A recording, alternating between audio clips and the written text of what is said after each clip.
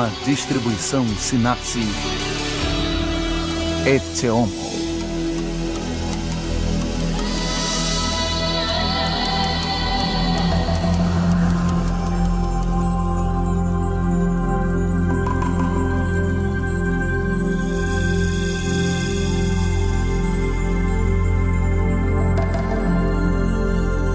A cidade.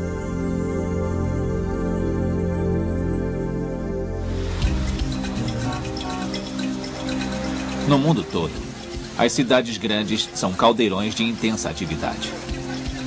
Nas cidades reúne-se uma grande variedade de seres humanos. Pessoas de cores, religiões, culturas e costumes diferentes vivem lado a lado.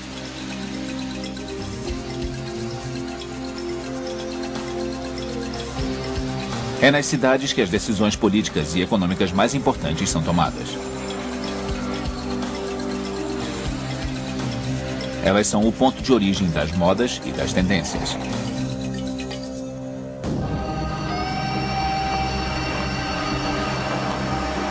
Nas cidades, os contrastes são grandes. A miséria e o esplendor existem paralelamente. As cidades contêm multidões enormes, mas podem causar infinita solidão e angústia.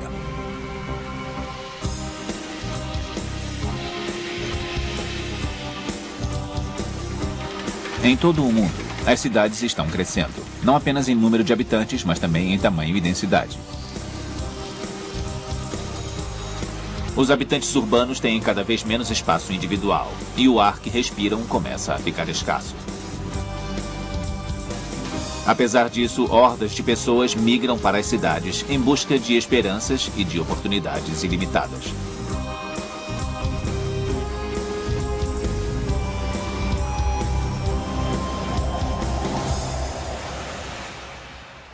O nascimento da civilização.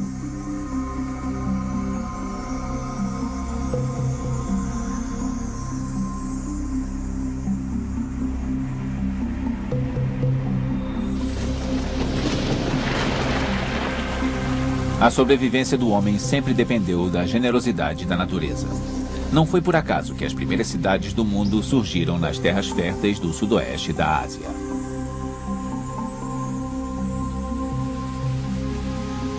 Hoje restam poucos vestígios dessas cidades primitivas.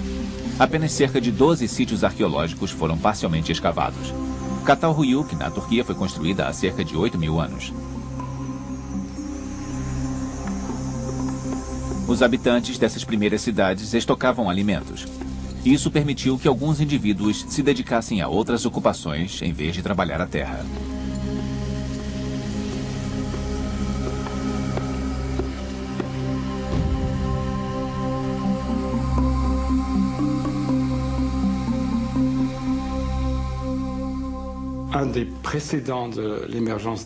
As cidades só puderam existir depois do surgimento da agricultura. A cidade está diretamente ligada ao excedente da produção enviado pelos camponeses às áreas urbanas para alimentar seus habitantes, que obviamente produzem muito pouca comida para si próprios.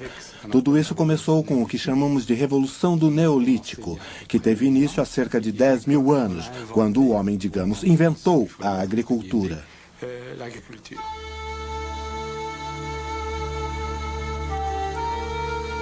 As grandes cidades da Suméria foram construídas há 5.000 anos às margens dos rios Tigre e Eufrates. Elas contavam com bairros especializados. As moradias eram todas construídas bem próximas umas às outras no mesmo plano, dividido por ruas e cercado de fortificações.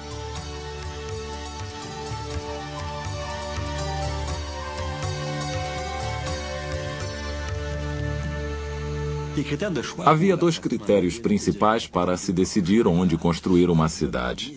O primeiro era a facilidade de acesso, e naquela época o jeito mais fácil de chegar a algum lugar era pela água. Mas não era só isso. A possibilidade da guerra também era um fator decisivo. Uma cidade precisava ser defendida. Por isso, frequentemente, encontramos essas duas características: acesso pela água e uma escarpa rochosa ou local que pudesse ser defendido.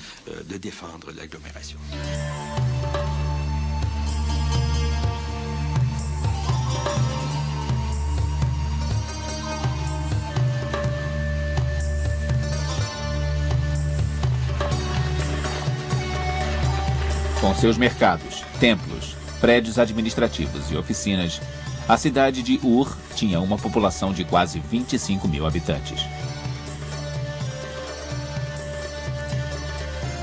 A sociedade sumeriana foi muito próspera. Os sumerianos inventaram a escrita, a arquitetura, leis, em outras palavras, a civilização.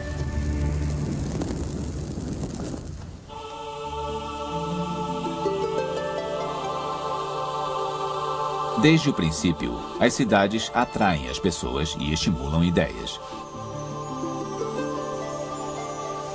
Há 2.500 anos, a civilização grega cresceu na forma de cidades que começavam no mar e se espalhavam até as encostas das montanhas.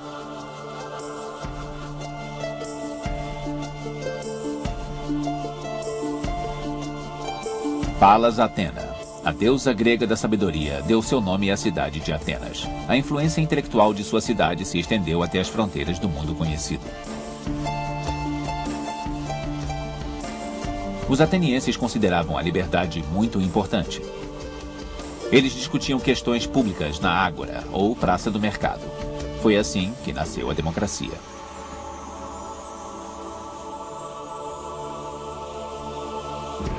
Os gregos foram os primeiros a considerar a questão do tamanho de uma cidade.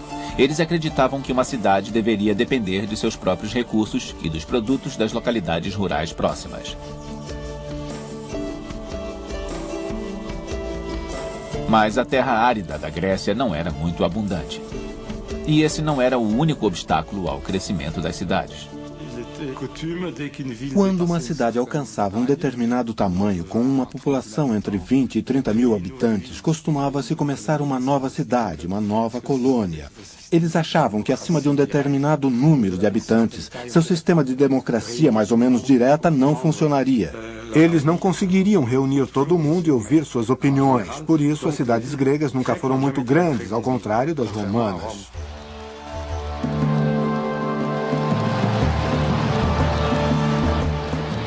Em seu auge, Roma abrigou mais de 1 milhão de habitantes. Os romanos eram grandes construtores. Eles ergueram palácios, bibliotecas e um fórum gigantesco, não só para os habitantes da cidade, como também para os camponeses da região.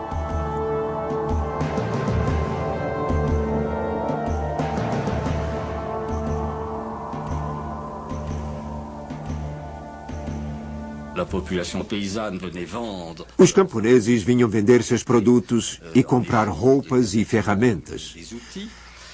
Mas também no começo da história urbana, também constatamos que a cidade havia se tornado o lugar das trocas sociais e culturais e dos jogos.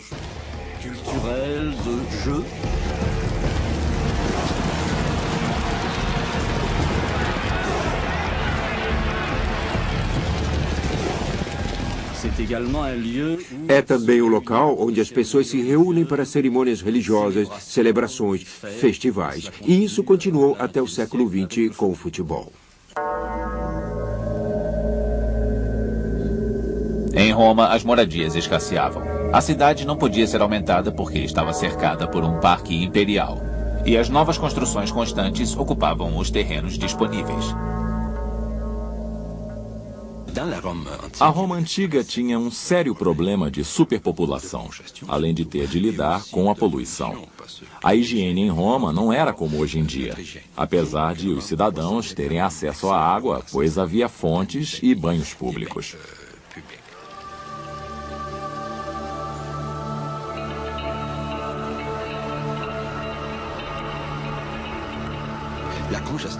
Roma ficou tão congestionada que, a certa altura, o imperador decidiu proibir carroças dentro da cidade durante o dia para que o povo pudesse dar conta de suas obrigações. Mas as pessoas não dormiam à noite por causa do barulho do tráfego.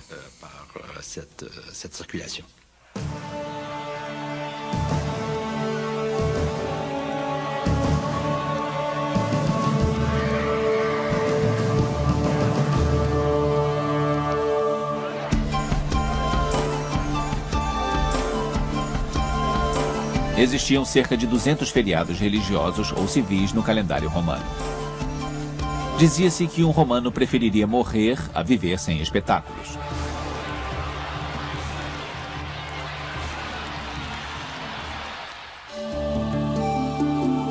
Um quarto da população não tinha o que fazer.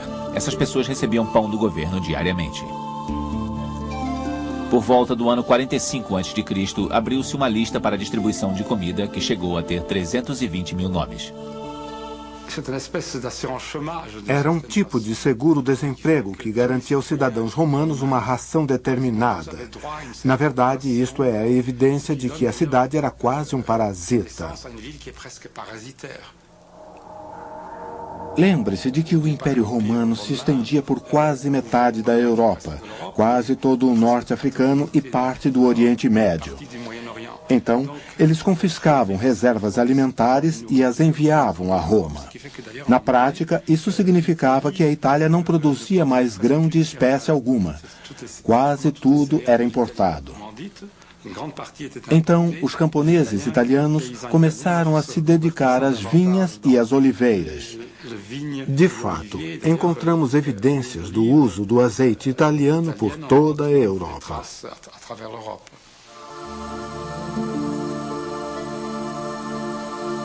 Roma deu origem a muitas cidades semelhantes.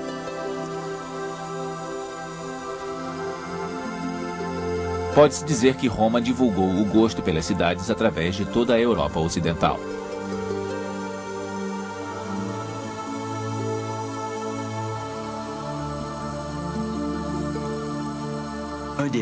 Um dos projetos ainda evidentes em toda a Europa é o modelo romano da interseção de duas ruas. Aquardo, correndo de norte a sul e vice-versa. E é decumalos, com as fortificações, é claro. Isso existe em toda a Europa. E na Inglaterra, as cidades cujos nomes terminam em Cister, como Gloucester, eram antigas cidades romanas. Cister significava ruas dispostas em quadrados ou padrão em tela. No século V d.C., houve a queda do Império Romano. Algumas cidades foram invadidas por bárbaros. Outras foram tomadas pela anarquia e abandonadas em seguida.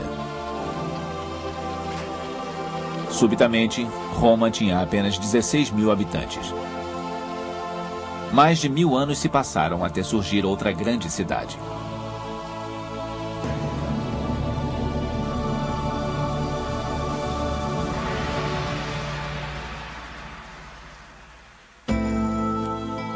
Das fortalezas à periferia.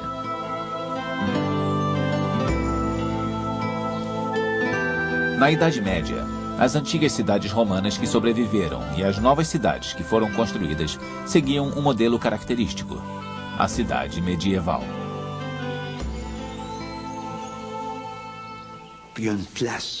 Havia uma praça de mercado central que era usada para o comércio e para demonstrações ou celebrações civis. Além disso, a cidade era murada, pois nessa época o poder estava diretamente relacionado à terra. Os senhores possuíam terras e a única maneira que tinham de aumentar seu poder era adquirir mais terras. E por último, a igreja cristã estava sempre presente. Ela oferecia todos os serviços sociais: escolas, hospitais, proteção aos velhos e doentes. As cidades, então, tinham conventos, paróquias e uma catedral, o símbolo essencial da cidade medieval.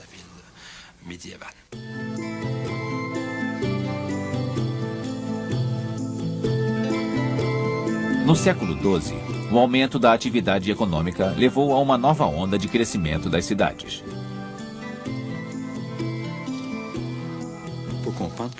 Em tempos medievais, os habitantes urbanos tinham privilégios consideráveis. Os habitantes da área rural local eram servos do senhor de terra e tinham o compromisso de realizar sua parte do trabalho na terra, pagar dízimos da produção e prestar serviço militar. Aqueles que viviam dentro das cidades escapavam de tudo isso, pois pagavam impostos. Por isso, era bastante vantajoso morar na cidade.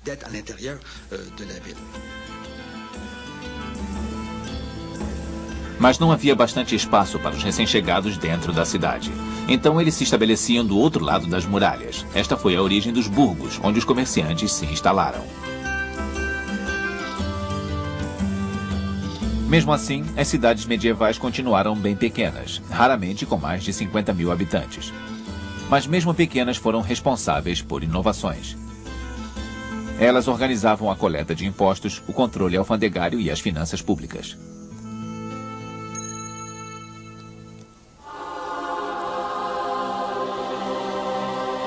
As condições de vida eram ruins. Ruas estreitas e casas altas bloqueavam a luz do sol. Era difícil lidar com a quantidade de resíduos e dejetos. As doenças eram comuns.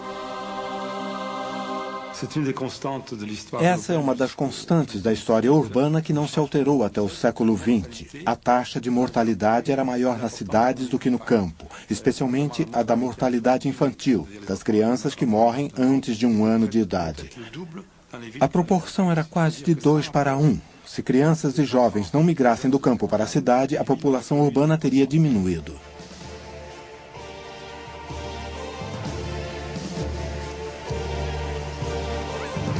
No século XIII, as cidades do norte da Europa formaram uma aliança para proteger seu controle das rotas de comércio. Era a ANSA, ou Liga Hanseática, que unia a Alemanha e os Balcãs à Inglaterra.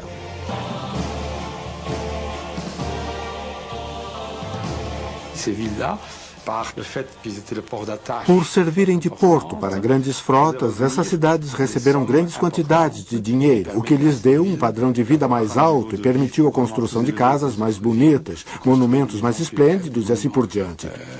Na época, as desigualdades entre as cidades eram, sem dúvida, maiores do que as desigualdades entre países.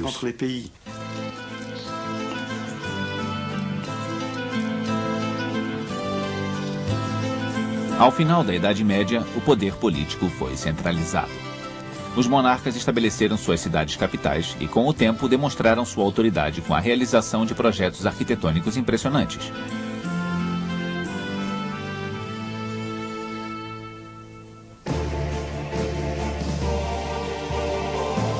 No outro lado do Atlântico, no Novo Mundo das Américas, as primeiras cidades fizeram sua aparição no começo do século XVII.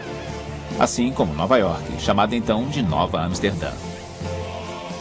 O comércio era intenso nessas novas cidades, e elas logo se tornaram o foco de atividades ilimitadas.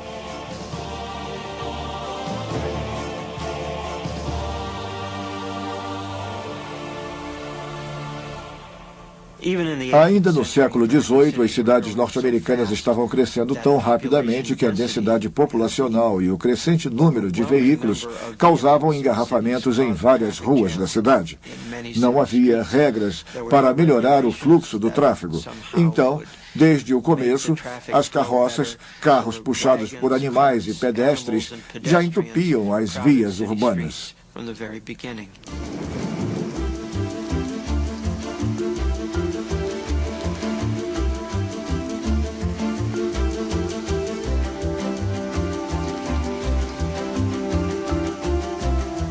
No século XIX, a Revolução Industrial transformou pequenas lojas de artesanato em fábricas de verdade.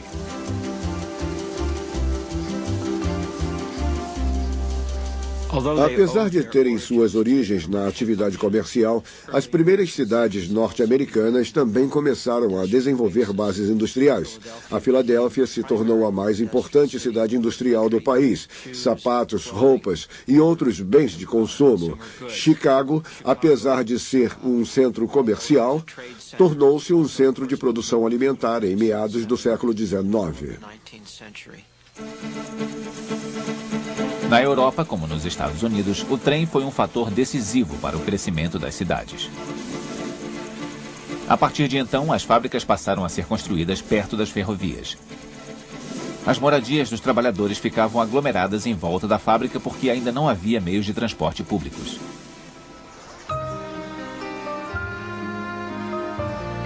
Na Europa, a necessidade de mão de obra das fábricas estimulou o êxodo rural. As populações urbanas cresceram vertiginosamente, apesar de as condições de saúde serem pouco melhores do que durante a Idade Média.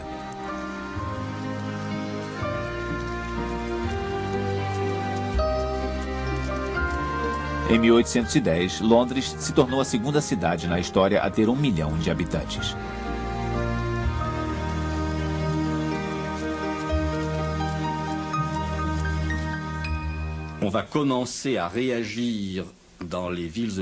Em meados do século XIX, as populações das cidades europeias começaram a reagir contra a densidade populacional.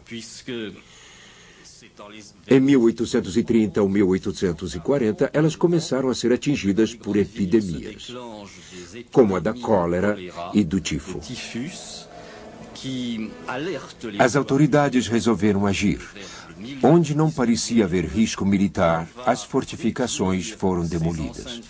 E, gradualmente, as cidades começaram a se expandir.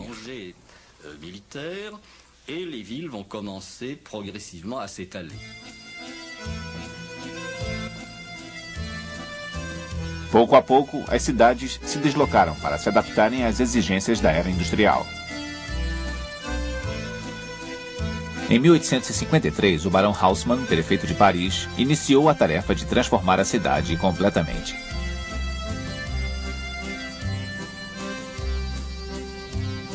Ele demoliu bairros contaminados pelas epidemias, ergueu novas edificações, limpou a área em volta de construções mais antigas para torná-las mais atraentes e construiu os boulevards, que fizeram de Paris uma das cidades mais admiradas em todo o mundo.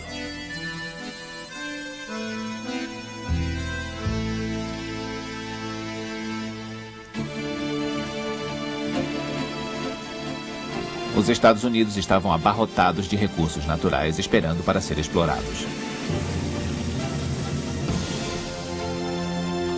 O comércio prosperava, acelerando a expansão urbana. Por causa do rápido crescimento das cidades norte-americanas, a maioria das construções eram de madeira, o que aumentava o risco de incêndios, como os que destruíram grande parte da cidade de Boston em 1660 e das cidades de Boston e Chicago em 1870. O fogo era provavelmente a maior ameaça à vida e à segurança nas primeiras cidades dos Estados Unidos.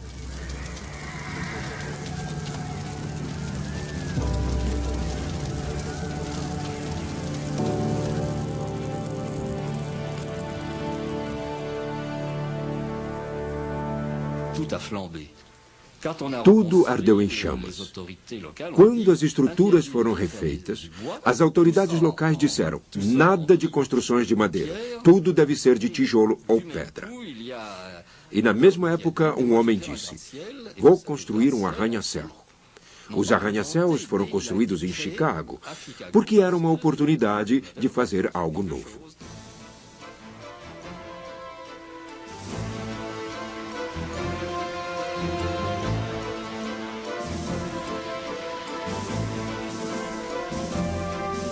Nos Estados Unidos, incentivadas pelo influxo de imigrantes, as cidades cresciam a uma velocidade estonteante.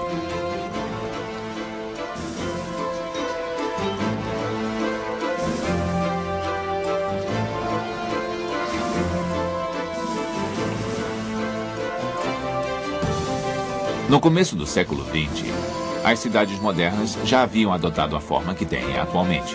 Prédios altíssimos, teatros e cinemas.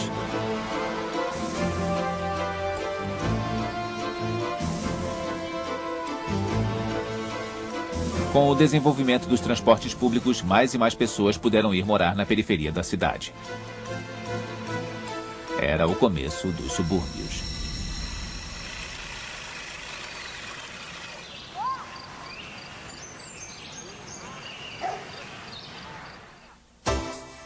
Escolhendo uma cidade.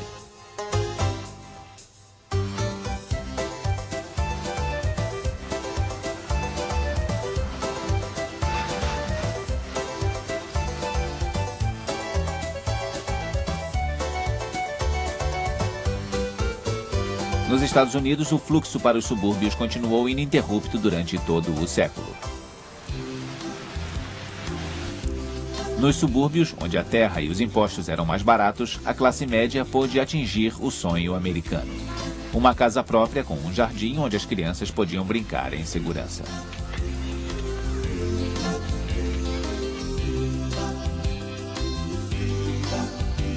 A crescente popularidade do automóvel, outro elemento essencial da cultura norte-americana, só intensificou o fenômeno. Os automóveis foram muito importantes para o desenvolvimento dos subúrbios nos Estados Unidos do pós-guerra, porque tornaram novos locais e novos territórios acessíveis à população. Não era mais necessário depender da proximidade das linhas de bonde, trens, balsas.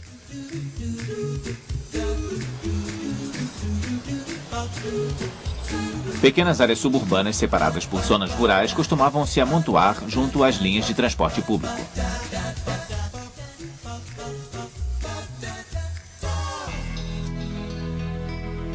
Depois, elas deram lugar a vastas áreas residenciais que devoraram as zonas rurais adjacentes.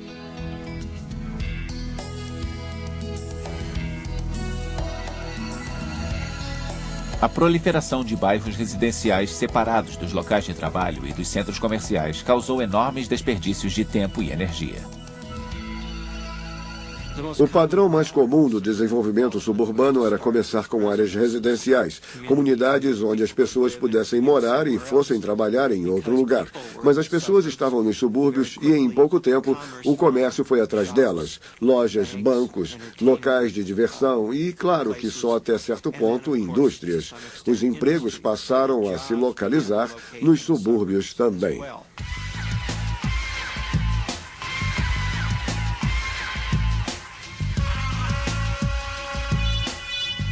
Marcadas pelas vias expressas necessárias para o transporte dos moradores do subúrbio, as cidades foram divididas em guetos.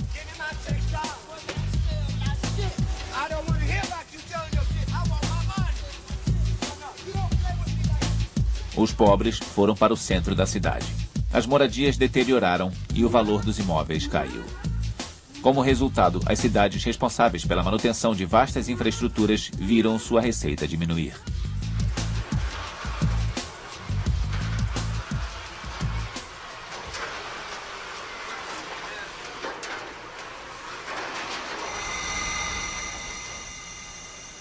Desde meados da década de 70, há pessoas lutando para ressuscitar o centro de várias grandes cidades norte-americanas.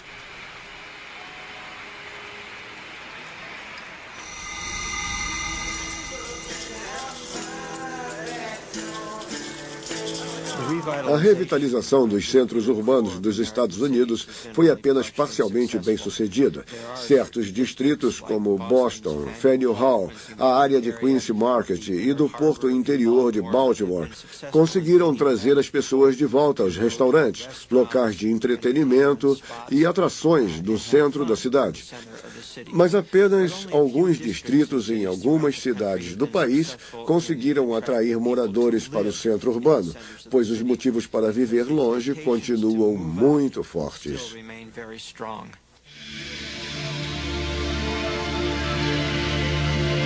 As relações entre as cidades e os subúrbios diferem radicalmente de um lado do Atlântico para o outro. Na França, a elite não abandonou o centro urbano. O êxodo na direção da periferia é alimentado basicamente pela população pobre, imigrantes em especial que, por razões históricas, foram empurrados para fora da zona urbana.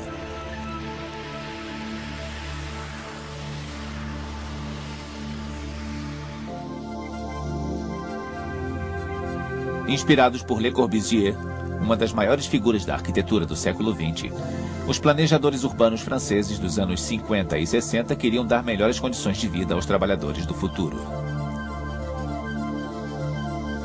Por acreditarem que a humanidade é mais feliz vivendo em comunidade, eles construíram imensos conjuntos habitacionais nos subúrbios.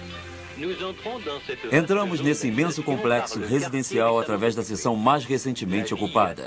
A vida já começou a florescer aqui. Todos esses prédios são moradias públicas.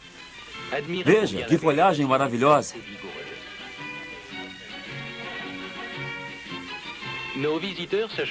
Nossos visitantes se dirigem para um apartamento com verdadeiros inquilinos. Por alguns momentos, experimentarão uma cálida intimidade.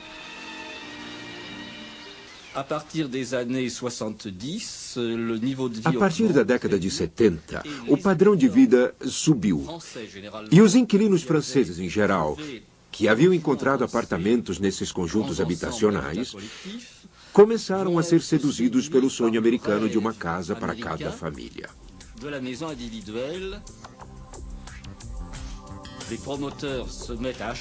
As construtoras estavam prontas para oferecê-las.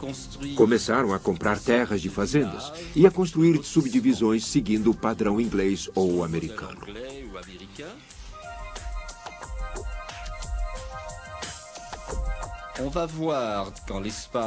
Em 15 anos, a maior parte da população que habitava essas cidades suburbanas comprou uma casa e se mudou. Nessa época, a França se tornou o destino de muitos imigrantes. Cidadãos das ex-colônias francesas no norte e no centro da África iam para a França, porque a oferta de trabalho era grande. E já que não havia outras moradias, eles se dirigiram para todos esses conjuntos habitacionais suburbanos.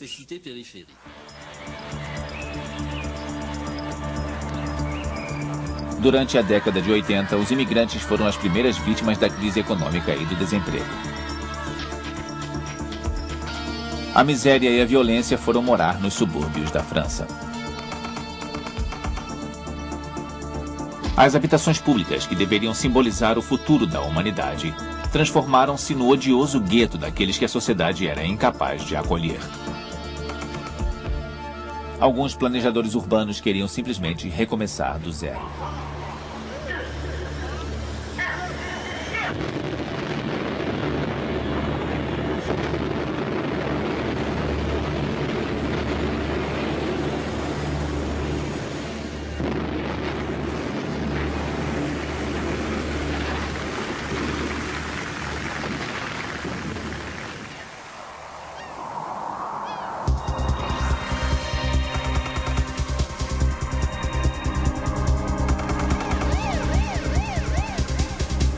O crime e a tensão social estão por toda parte. Isso ajuda a sustentar uma aversão às cidades que não é novidade na história humana.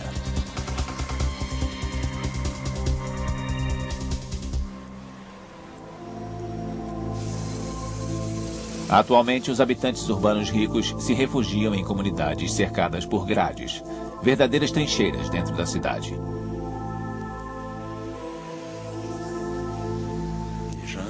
Os ricos podem arcar com coisas que lhes trazem conforto. Gostando ou não, vivemos em uma sociedade violenta. E por isso, nós nos protegemos como na Idade Média, com cercas e guardas armados. Eles usavam arcos e espadas. Nós usamos metralhadoras.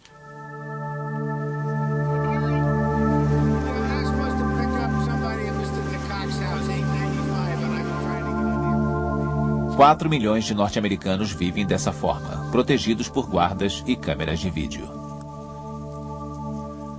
Na periferia das cidades americanas desenvolveram-se diversos condomínios fechados. São lugares cercados por muros e portões com guardas que deixam as pessoas entrar e sair. Acho que isso não é um modelo de futuro, pois é possível apenas para os cidadãos americanos mais ricos que se sentem tão ameaçados, tão temerosos da vida que os cerca, que optam por morar nesses lugares. A maioria não quer isso.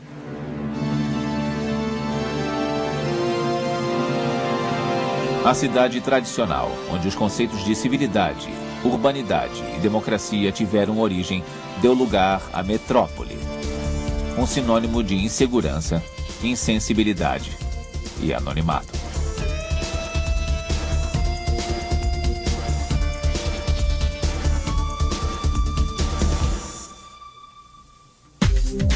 Viver na cidade.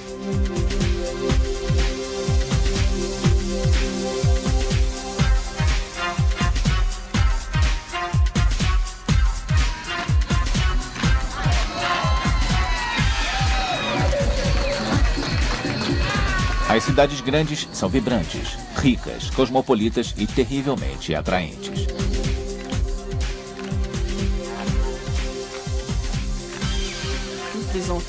Todos os estudos sociológicos tendem a mostrar que sim, as pessoas vêm procurar trabalho, mas na verdade a miragem da cidade grande parece ser o fator decisivo da atualidade.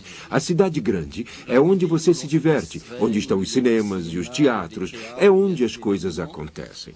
É óbvio que não podemos esperar encontrar numa cidade de 20 mil habitantes a mesma animação que você vê em Nova York, Londres ou Paris.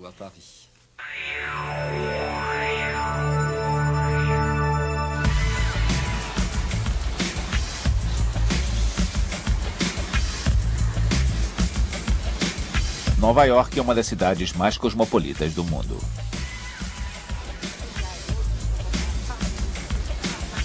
Quer tenham nascido em Manhattan ou acabado de sair de um barco de imigrantes, brancos e negros, asiáticos e hispânicos estão lado a lado nessa metrópole frenética.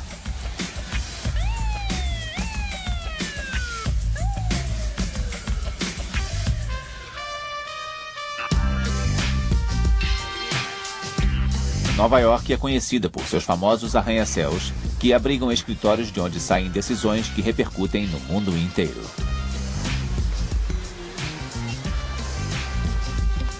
A cidade também é um caldeirão fervilhante de criatividade.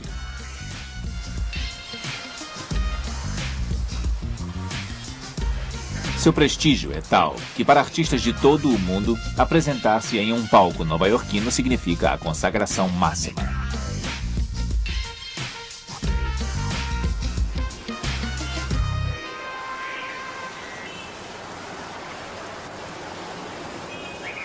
A atração exercida pelas cidades grandes é um fenômeno universal. Com cerca de 20 milhões de habitantes, a Cidade do México é a mais populosa do planeta.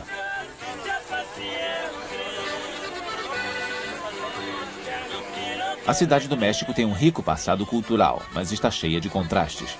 A tradição e a modernidade convivem no mesmo espaço.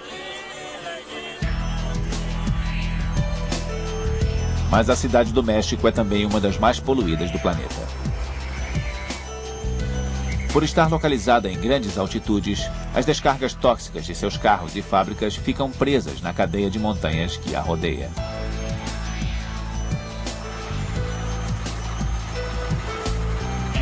Algumas vezes o ar fica tão contaminado que dizem que passar um dia respirando na Cidade do México equivale a fumar 2 maços de cigarros.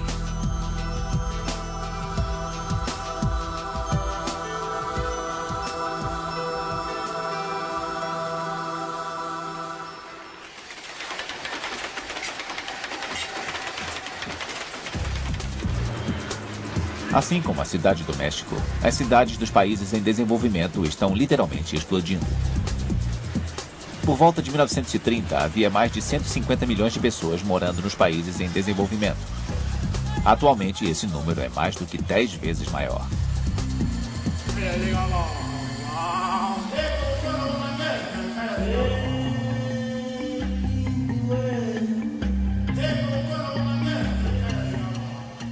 Acontece mais rapidamente do que nos países industrializados por 2 razões. O êxodo rural é maior, assim como a taxa de natalidade. Esses 2 motivos participam igualmente. Enquanto metade do mundo estará industrializada em 2006, apenas 10 anos mais tarde, em 2016, metade da população dos países pobres estará vivendo em áreas urbanas. Os camponeses emigram porque não existe mais terra suficiente no campo para que todos possam trabalhar. Além disso, os salários na cidade são melhores. Não é um processo inconsciente. Todas as evidências indicam que a migração é um processo racional. As pessoas sabem o que estão fazendo. Se vão para a cidade é porque sabem que ela existe. Elas vêm preparadas, têm contatos na cidade, seguem os parentes. Elas não vêm por causa das luzes brilhantes, mas em busca de uma vida melhor. A explosão urbana tem muitas consequências. Sob pressão, as infraestruturas acabam cedendo. Os habitantes mais pobres da cidade ocupam os terrenos baldios. Em poucos meses, constroem bairros inteiros com chapas de zinco, madeira ou papelão.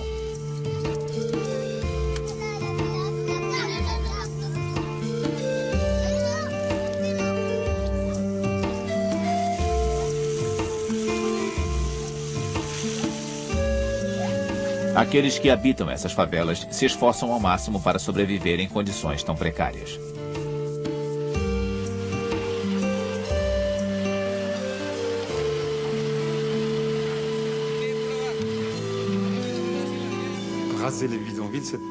Demolir as favelas. Essa ideia é altamente discutível, pois de certa forma elas também têm um papel positivo. Elas oferecem um local onde as pessoas que vêm do campo podem se aclimatar gradativamente. Mas muitos governos que gostariam de limitar o tamanho de suas cidades enfrentam problemas ao fazê-lo. Um dos poucos países que tiveram sucesso ao diminuir o crescimento de suas cidades foi a China, que exigia uma licença de quem desejasse se mudar para uma área urbana.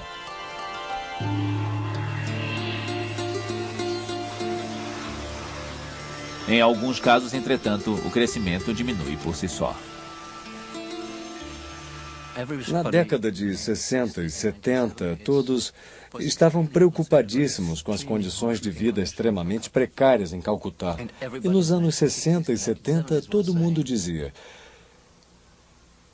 os imigrantes continuam chegando, os imigrantes continuam chegando.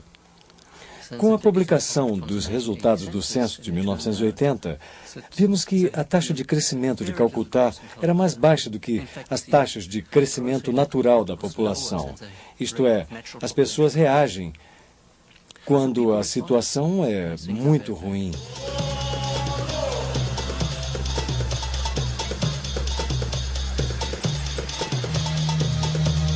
Hoje, Lagos é uma das cidades mais populosas da África, chegando perto dos 10 milhões de habitantes.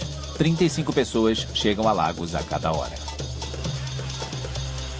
Em Lagos, na Nigéria, a única regra geral em meio à sua perpétua anarquia é cada um por si.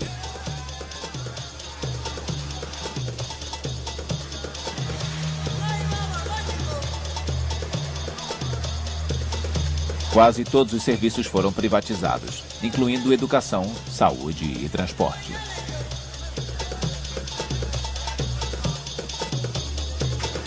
Os poucos serviços que permanecem públicos não são confiáveis. Os telefones públicos estão destruídos e os blackouts são frequentes. Porém, a imprensa nigeriana é considerada uma das mais livres na África.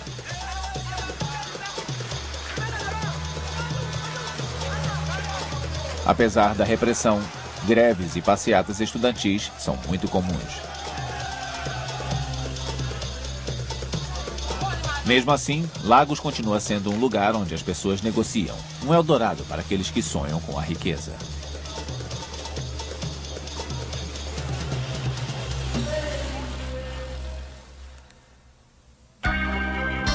A cidade em evolução.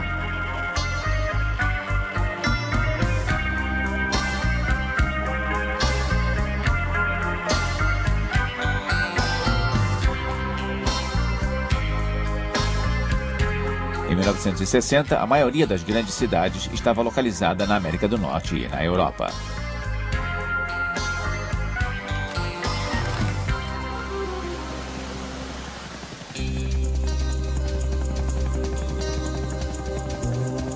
Essa tendência inverteu-se no começo dos anos 80. Hoje, das 20 cidades que têm mais de 10 milhões de habitantes em todo o mundo, 16 pertencem a países em desenvolvimento.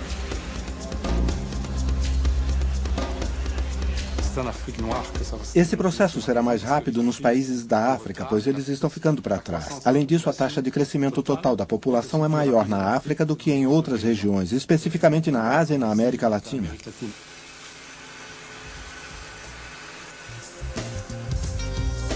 Entre as cidades dos países industrializados, onde se tenta melhorar a qualidade de vida dos cidadãos, e as cidades dos países em desenvolvimento, onde as autoridades estão tentando oferecer um mínimo de infraestrutura, as diferenças são colossais, mas os problemas são os mesmos.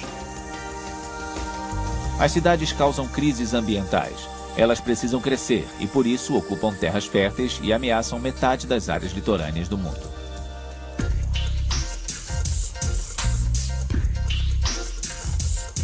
O terceiro milênio será a era da megacidade, da cidade gigante e cheia de tentáculos espalhando-se sobre imensas áreas urbanizadas.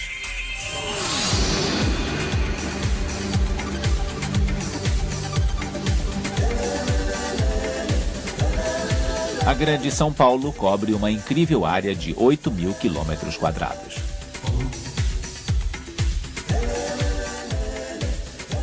As megacidades têm atraído tremenda atenção.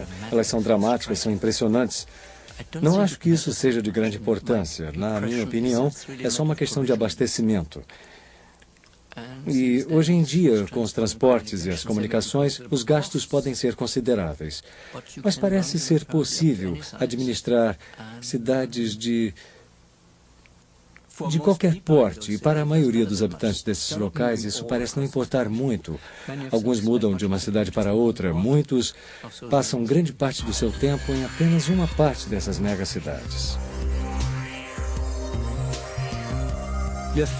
Acho que é positivo o fato de a maioria das pessoas viver em cidades. Se não fosse assim, muitas delas talvez não sobrevivessem. Para viver, é preciso ocupar parte de um território. Quanto mais cresce a população mundial, maior será o número de pessoas que não poderá viver em um pedaço de terra individual. Por isso, acho que é bom as populações viverem concentradas.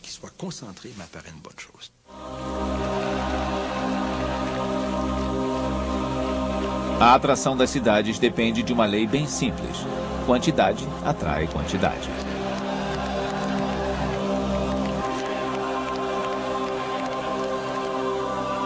Mas a cidade não é apenas um local para encontrar outras pessoas. Ela também revela injustiças e disparidades sociais.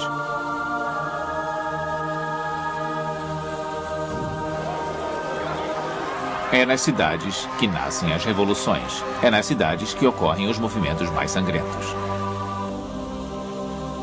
E ainda assim, é na cidade que as pessoas se unem para reforçar suas crenças comuns. Alguns observadores previram que o uso da internet e outros meios de comunicação e a oferta de entretenimento em casa acabará com a necessidade das cidades, pois permitirão que as pessoas realizem seus negócios, façam compras e se divirtam sem o tipo de contatos que eram tão comuns na vida urbana do passado. Espero que isso não aconteça no futuro, pois, na minha opinião, os seres humanos são essencialmente animais sociais, que precisam do tipo de centralização, dos estímulos culturais e dos valores que sempre existiram na vida urbana.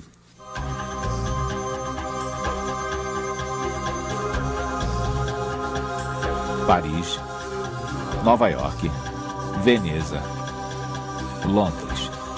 Esses nomes evocam imagens de todo tipo de monumentos famosos.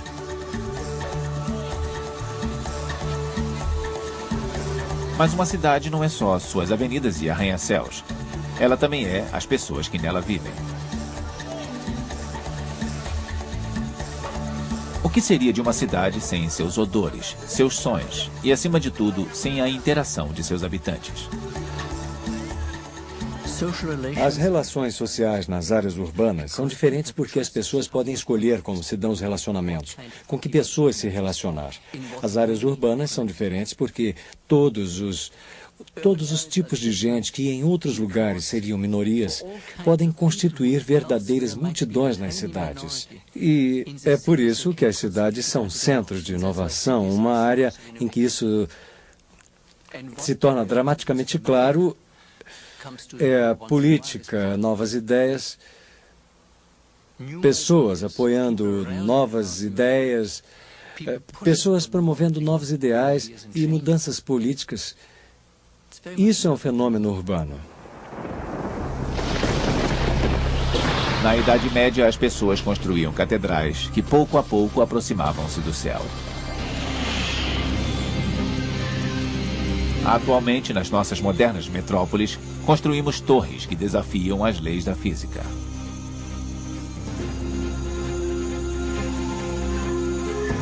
Criativas e imprevisíveis, as cidades sempre foram capazes de se adaptar às mudanças sociais e econômicas.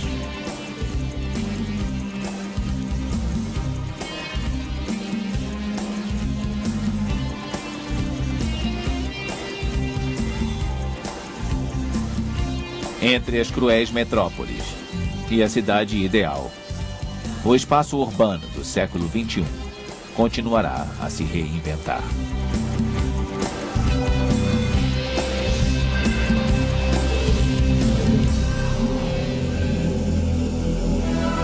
Versão brasileira Audio News.